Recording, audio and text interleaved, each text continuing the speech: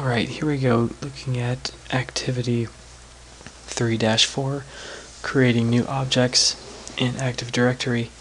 We just want to create a new OU and add some objects to it.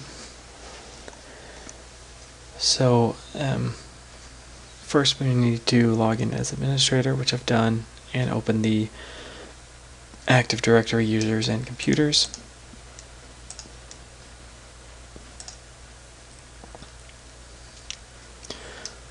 So once we got that open, we will right-click our domain mode, which is right here, and go to New OU.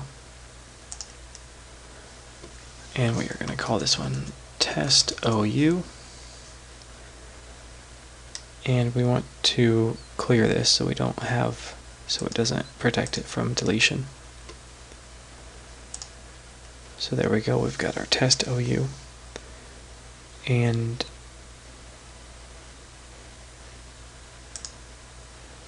right over here we can go to New User, and to make that new user, and the first name, we'll give them the name of Test. Last name is User1.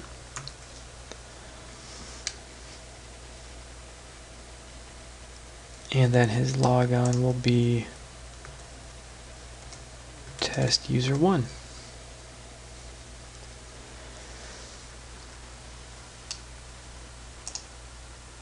So once we hit next, we will need a password. His password is going to be my password.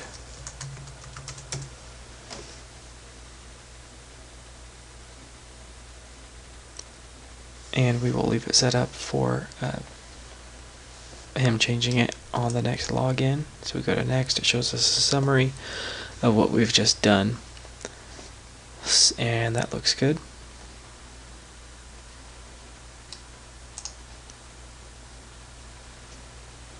And once we do that, we get a error message that says the password does not meet the policy requirements.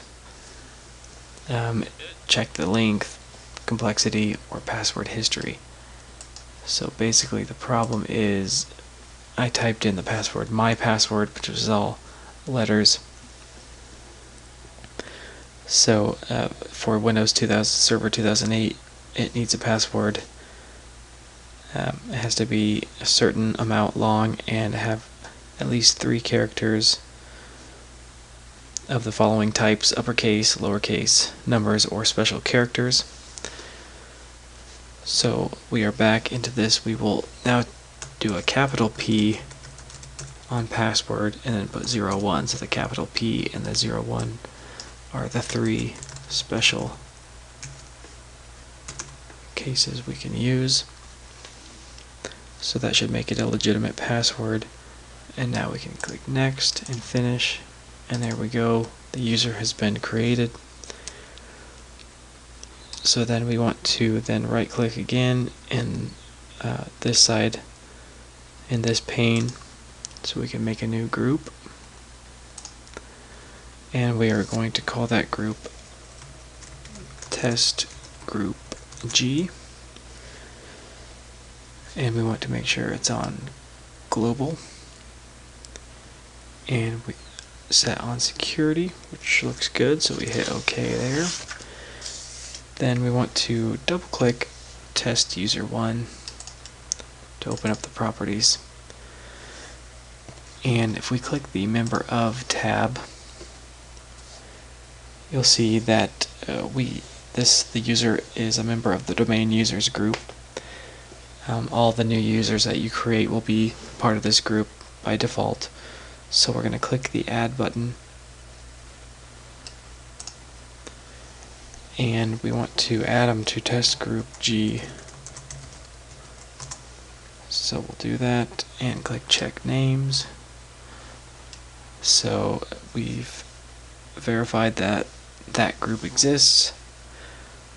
So we can press OK and OK again.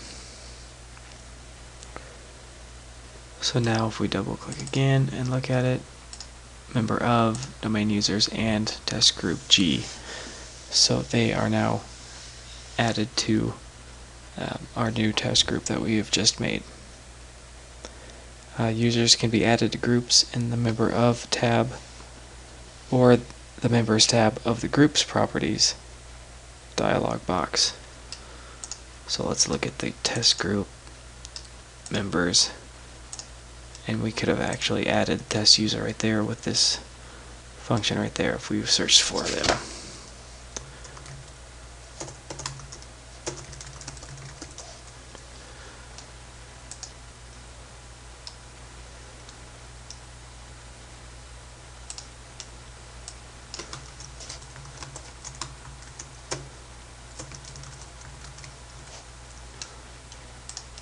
So there you go.